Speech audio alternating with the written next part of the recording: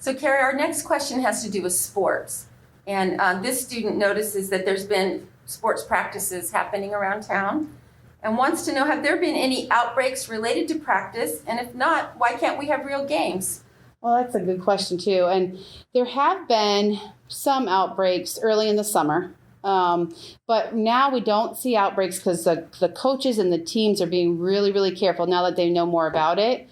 But I think, Tamara, if you wanted to share a little bit more about the sports and the games, because I know that that's right in your area, and you're doing that with all your coaches right now. Thanks, Carrie. That's a big topic of discussion in our district. We do have our high school sports teams doing what we call athletic conditioning. So they're using weights and some drills that they're having out in the practice field, but it's not traditional practice.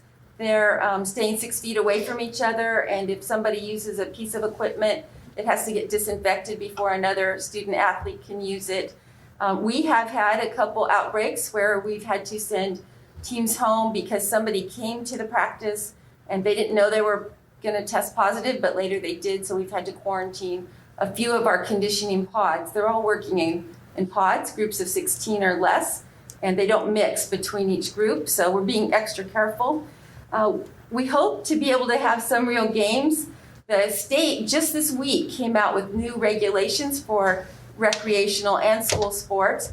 And so while we're in the purple tier, where Tulare County is right now, we are allowed to start competition, we hope, by the end of January, but not for team sports, only for things like swimming, track, golf, tennis, those types of things. So we hope that as our county turns the curve on the COVID numbers, by everybody helping us out, wearing masks and using social distancing, that then we'll be able to start other competitions too. But we have to get into the red tier to start anything beyond single sort of athlete sports. Oh, good to know. I think that some of you are glad to know that, and others may be a little disappointed. And I am sorry. This is a very tough year, and I know how important sports are to many people. And it is very tough. And I think the other hard thing for students and everybody in the community is that the information changes as our state health leaders get more scientific information, there's more studies done, research, then the guidelines change. And for some of us, that's frustrating because we want to know for certain what the future is going to bring, and we don't. So yeah, it's difficult sometimes.